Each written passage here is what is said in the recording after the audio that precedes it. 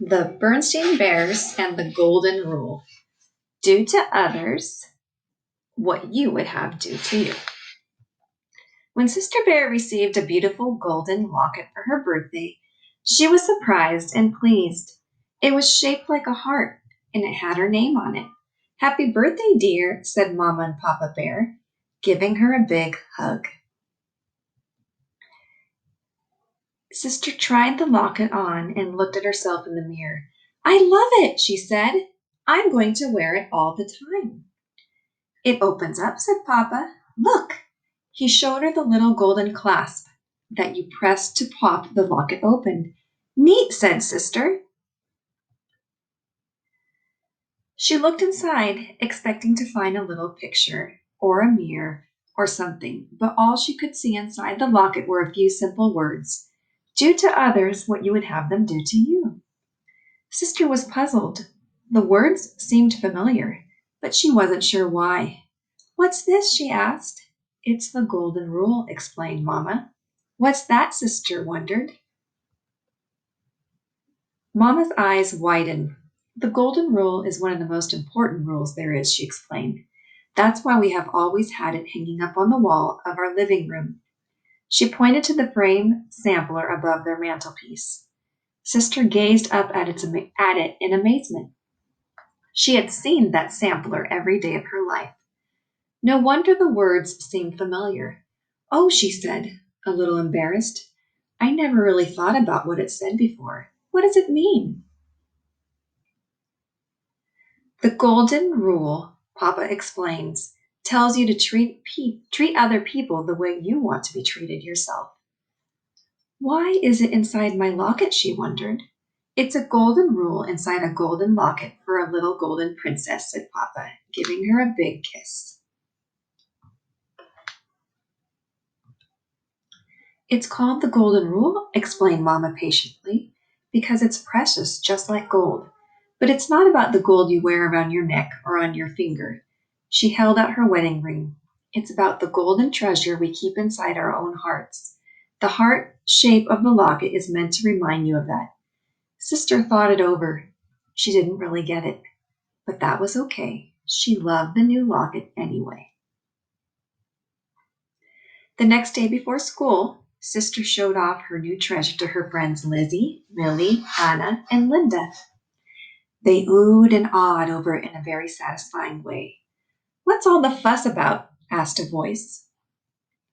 It was Queenie McBear and her gang. Queenie was older than Sister and a little snooty. When Queenie first came to the neighborhood, she and Sister did not get along at all. Queenie made fun of her and got Sister's friends to join in. That was Sister's first experience with an in crowd, a group that makes itself feel big by making others feel small. Oh, hi, Queenie, said Sister. I was just showing the kids my new locket. Over the years, Sister learned to get along with Queenie, but they never were the best of friends. Let's see, said Queenie. She looked the locket over. She was not impressed. She herself wore big hoop earrings and lots of beads and chains. Cute, was all she said as she walked away with her friends.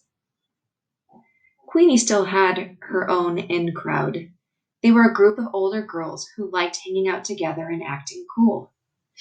Mostly they spent their time painting their nails and giggling about boys. That was okay with Sister. She had her own group of friends to hang out with, but it never occurred to her that this might be any kind of problem until the new girl came to school. Her name was Susie MacGrizzy. It seemed like a funny sort of name. For one thing, it had a lot of Z's in it.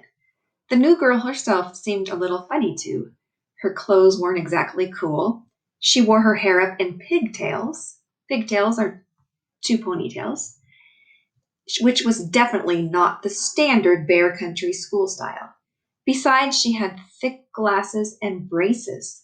Not the cool kind with lots of different colors like Millie wore, just plain old braces.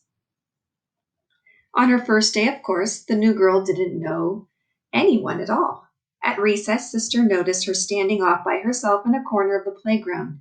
She looked sort of sad and lonely. Sister was thinking about going over and introducing herself when Lizzie and Anna came up. "Hiya, Sister," said Lizzie. "We're getting together a game of hopscotch. Millie and Linda are over there. Come on." Sister began to follow them, but she paused and glanced back to where the new girl was standing, all by herself. The new girl looked lonelier than ever. "Wait a minute," said Sister. "What about the new girl? What's her name? The one over there? Maybe we should invite her to join in. She looks pretty lost and lonely." The other girls were surprised. "Susie Woozy Face," said Lizzie doubtfully. "She has weird clothes," said Anna. "And those corny pigtails," said Lizzie. "Not to mention those clunky glasses and braces," added Anna. "Well," said Sister, discouraged, "I just thought—" "Oh, don't worry about old Susie McWoozy," said Lizzie, taking Sister's arm. "She'll be fine. She'll find some other cubs to play with. Cubs more her type. Come on." Sister allowed herself to be led away to the hopscotch game. She felt a little worried about Susie McWoozy, though she couldn't exactly say why. But she soon forgot all about it while playing hopscotch with her friends. Later, when the school let out, Sister got in line for her school bus. She noticed that the new girl was standing right in front of her. She was going to say hi, but then Lizzie came up behind her, and they started to talk. They went on talking as they got on the bus.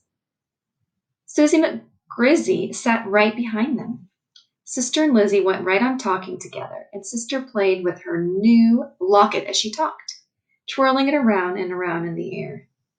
When the bus came to her stop, Sister gathered up her things to get off, but she felt a soft tug at her arm. It was Susie McGrizzy. She was holding something out to Sister. "Here," she said shyly, "you dropped this." It was Sister's new locket. "Gee," said Sister, "thanks." It was all she could think to say. Sister climbed off the bus and watched as it pulled away. She could see Susie looking back at her from the window. Susie hung her locket back around her neck. What if Susie hadn't noticed her drop it? It might have been gone for good. Mama was waiting for Sister as she climbed the front steps. "How was school today, dear?" asked Mama. "Oh, okay, I guess," sighed Sister, dumping her school bag on the armchair in the living room. She glanced up at the framed sampler of the golden rule over the mantel. Somehow the golden locket hanging around her neck felt heavier than before. That evening at dinner, Sister was unusually thoughtful. She picked at her lima beans and stared off into space. "A penny for your thoughts," said Papa as he fed Honey Bear. "Huh?" said Sister, looking up. "Oh, I was just thinking about that golden rule instead of my locket," she explained. "I don't really get it. What's it supposed to mean?" "Well," began Mama, "let me give you an example. Do you remember that trouble you had when Queenie first moved to town?" Sister perked up and paid attention. She remembered it all too well. "Do you remember how Queenie started an in crowd but kept you out and made fun of your clothes and hair bow?" Mama asked. "Do you remember how badly you felt?" Boy, did she ever. Sister started to feel hurt just thinking about it. Her lower lip began to quiver and a tear came to her eye. "All the golden rule is saying," Papa continued, "is that you shouldn't turn around and do the same sort of thing to someone else." He paused to scrape some mashed potatoes off of Honey's chin. "You should always treat other people the way you would like to be treated yourself." "But I would never do anything like that," said Sister. "Besides, I don't have an in crowd." "Oh, no," said Brother, who had been taking all this in. "What about Lizzie and Anna and Millie and Linda? You play with them all the time, but I never see you asking anyone else to join in." "That's different," protested Sister angrily. "I'm just playing with my friends. We're not trying to keep anyone out." "Of course not, dear," soothed Mama. "I'm sure you and your friends would never dream of keeping other cubs out of your group." Sister Bear grew very quiet. Now that she thought it over, she wasn't quite so sure. Not so sure at all. So look at Sister Bear. She's thinking about recess that day and how she kind of left out the new girl. The next day at recess, as soon as Sister came outside and looked around the playground for Susie McGrizzle, she soon spotted her sitting off all by herself under the big oak tree at the edge of the schoolyard and reading a book. She invited her to come play. She said, "Would you like to come?" She said, "Terrific," said Sister. "Do you want to see my locket?" "Sure," said Susie. "Okay," said Sister. "Come on, I'll show it to you over there." Sister took off, and Susie chased her, laughing across the playground to the hopscotch square, where Lizzie, Millie, Anna, and Linda were waiting. Sister's golden locket gleamed in the sun as she ran.